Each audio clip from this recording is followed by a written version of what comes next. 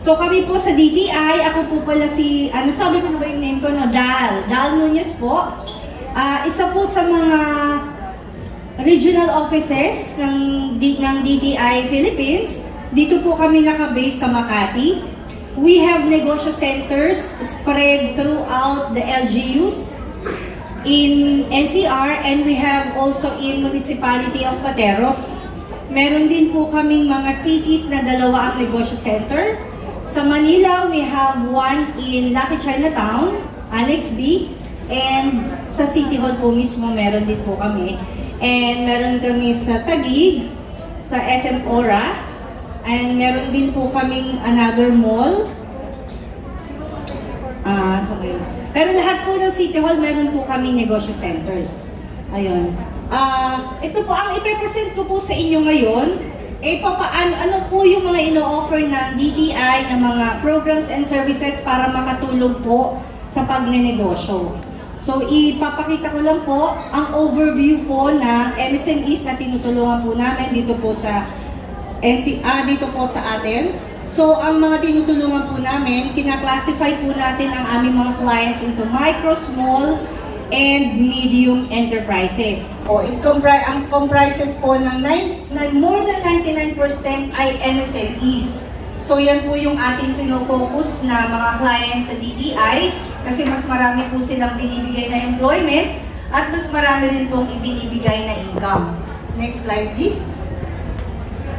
Ito naman po yung distribution ng industry. Pinakamarami po ang accommodation and food services. So, common naman po yun. And next slide please. Ayan po. Pinakamarami rin pong registration coming from NCR at nearby regions, Region 4 and Region 3. Punta naman po tayo doon sa next slide please. Ito po, pakita ko lang po sa inyo yung shortcut ng business development cycle from identification po ng inyong self-awareness, your motivation, your passion, and then project identification, pag-iisip po kung ano po yung inyong mga business ideas na gustong simulan, business planning, paghahanap ng pondo, implementation, and the evaluation. So nahagip po yan nung mga nagbigay ng payo po kanina. So maganda po yun kasi physically, sila mismo po ay example kung ano yung mga pinagdaanan nila, na-share nila sa inyo, na-share nila yung mga experiences nila. Somehow, yun po din yung pwede ninyong pagdaanan at makakuha ng aral sa kanila. Na-realize ko lang, yung nasabi ni Ma'am kanina, yung 9 years na siya sa negosyo, pero nag-hoard talaga siya, no? So, one aspect na pwede din ninyong pagkuhanan ng learning is the maintenance of the inventory. So, isa po yun sa mga tinuturo po sa mga mentoring sessions sa amin sa DTI. So, pwede nyo pong i-avail yung mga free seminars po namin. Ano-ano po yung mga programs and services na ino-offer po ng DTI sa amin pong ahensya? Ito po. In a glance, we have Negosyo Center. Ito po yung nabanggit ko po na para po siyang mga satellite offices ng DTI. Meron po ito sa lahat ng regions. Pero sa NCR, marami po tayo. Kompleto po tayo sa region sa mga munisipyo, sa City Hall, at saka po sa ibang malls. Like MOA, meron po tayo. Meron din po tayong SME Roving Academy, ang Youth Entrepreneurship Program or the YEP, Pangkabuhayan sa Pagbangon at Ginhawa, ang PPG, ang DTI Negosyo Mentor Me Program, OTOP Philippines, the One Town, One Product, and the Shared Service Facilities, the SSF Program. Yan po. Explain ko po sa inyo. Next slide, please. Ang negosyo center po natin, nationwide, we have 688 na po sa Luzon. Sa buong Pilipinas po, we have 1,407. Kaya po, dumami po yan. Nakalagay po kasi sa batas. Kailangan natin magkaroon ng isang negosyo center, at least one for each municipality. Next slide, please. Ano-ano po yung services na ino-offer sa negosyo center? Business registration, Pwede po kayo doon magrehistro ng pangalan ng inyong negosyo at ano pa po yung pwedeng i-rehistro except yun pong mga business permits kasi sa City Hall po talaga yung re-register. And the BMBE, Barangay Micro Business Enterprise, pwede po yun sa mga negosyo center. Business advisory, ano po yung mga pwede ninyong mahingi na mga tulong or ano yung mga programa na pwedeng makuha sa amin at sa ibang ahensya na available na pwede nyo pong mapakinabangan. And number 3, business information and advocacy. Meron po kami mga database na pwede nyo rin pong makuha. Monitoring and evaluation. Ito naman po sa amin po ito kung ano pwede namin ma-monitor or ma-track yung mga natulungan po naming MSMEs na kagaya ninyo, like yung mga nag-attend na ng trade fairs, ganyan. Pwede rin silang makuha namin bilang mga mentors para sa mga bago na rin namang nagnenegosyo. Next slide, please. Ito po. Ano po yung business registration na ino-offer namin?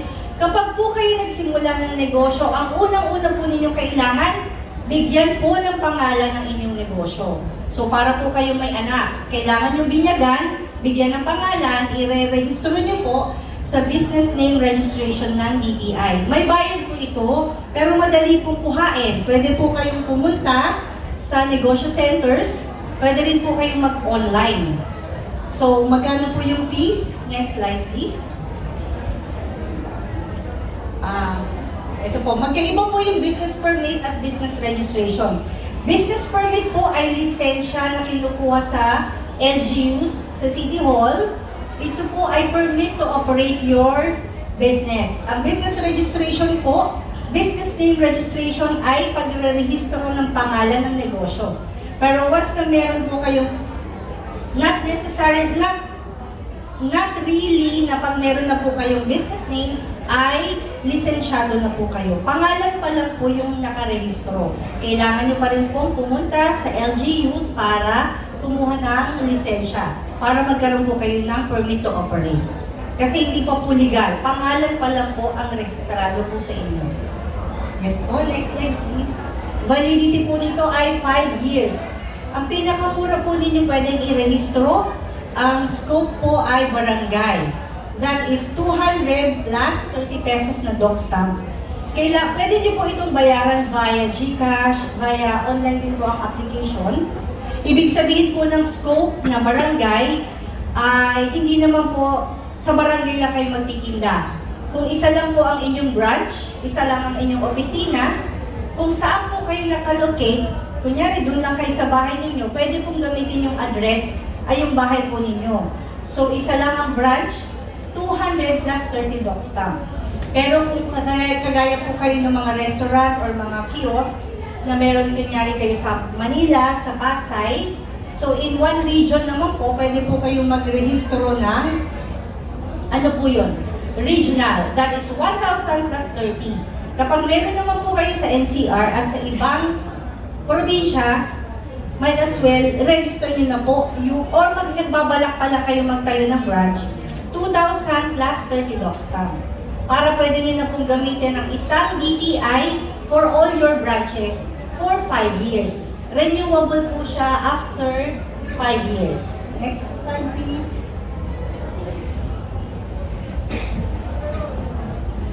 Ayan. Renewable po siya within 180 calendar days without surcharge. Ayan. And another 90 days po para po marehistro, pero meron na po siyang 50% surcharge. Ito po yung aming online registration. Yan. bnrs.dti.gov.ph. Kung magkakaroon po kayo ng problema, pwede po kayong mag-email doon po sa email na nakalagay sa taas, BNRS Help Desk. Meron po dong text Viber, BNRS Help Desk at dti.gov.ph. Nasa taas lang po yun. Pag may problema po kayo, hindi nyo makita yung transaction reference, or check nyo po muna yung inyong spam email, baka naman po doon po pala na-send. Pag wala po talaga, email nyo lang po yan, or mag-chat po kayo sa mga negosyo centers. Nakikita nyo po, meron po kami Facebook pages ng lahat ng negosyo center. For Lucky Chinatown po, we have Negosyo Center Lucky Chinatown, Negosyo Center Manila for the LGU Manila, Negosyo Center Quezon City for Quezon City. Yan. Pwede niyo po silang i-chat. Sumasagot naman po yung mga tao po namin na may hawak po yun. Ito po yung itsura ng business name registration. Makukuha niyo po yan, mapiprint niyo na po mismo at the safety of your own home. Once na makapagbayad na po kayo. Next slide please. Ano naman po yung BMBE na na-mention ko po sa inyo? Once na meron na po kayong business name registration, pwede po kayong pumunta sa bmbe.gov.ph. Libre po ito. Wala po kayong babayaran. Kailangan nyo lang po meron kayong DTI certificate. Kung kayo naman po ay SEC registered, kailangan nyo lang po ng SEC certificate. Ano-ano po ba yung requirements for filing a BMBE? Ayan. Ano po yung benefit po ninyo? Tax exempted po kayo. Annual income tax from BIR. Pero meron pa rin po kayong babayaran for local taxes sa City Hall. Exempted din po kayo sa minimum wage law. Meron po kayong credit priority sa mga financing institution. Kasi nakalagay po sa batas, binibigyan po ng, ine-encourage po ng Bangko Sentral ang mga financing institution na magbigay ng credit priority for BMB is yung mga bangko po natin. Yan. And growth assistance, pero sa DTI naman po kasi kahit hindi BMB, tinutulungan naman po namin. Ito po yung aming website. Punta lang po kayo dyan, wala naman po itong bayad. bmbe.dti.gov.ph.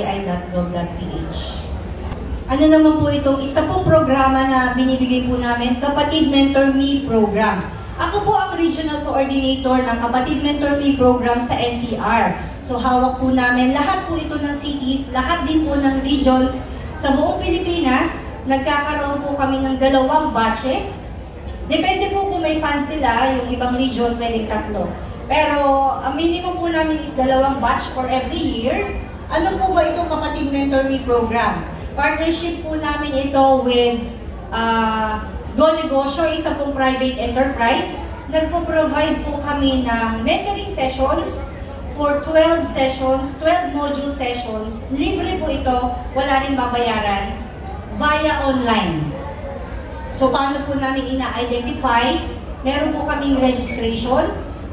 Bali sa unahan po ng taon, nagpaparegister kami, sino yung gusto. Naghahanap po kami ng gusto mag-avail ng free mentorship. Pinaparehistro po namin. Ini-interview po namin at kinukuha po namin yung full commitment. Kasi ito po ay isang flagship program ng DTI.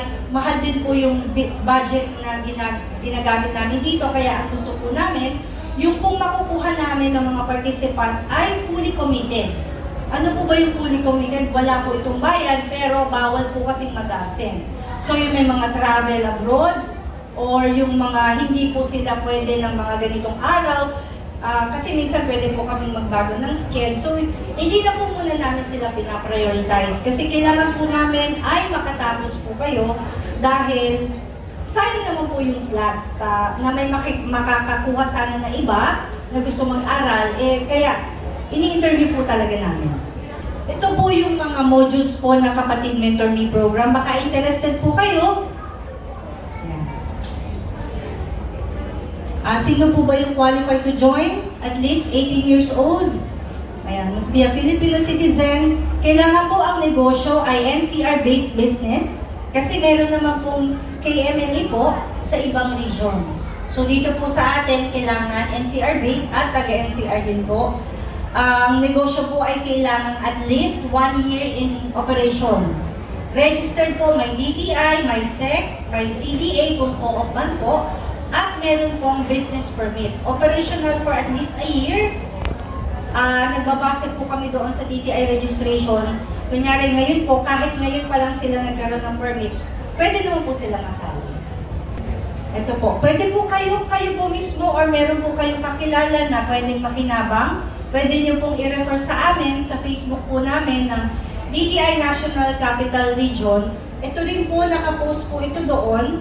Registration po namin ito for 2025. Pero pag nagrehistro naman po dito, kami rin po kasi ang may hawak ng registration na yan, ini-invite po namin kapag meron na po kami next year. So, para meron na po kaming detalye kung sino po yung gustong mag-join, pwede po mag-rehistro dito and then i-contact po namin once na magkaroon na po kami ng next batch. Ito po yung example ito po yung launching namin for batch 1 last year.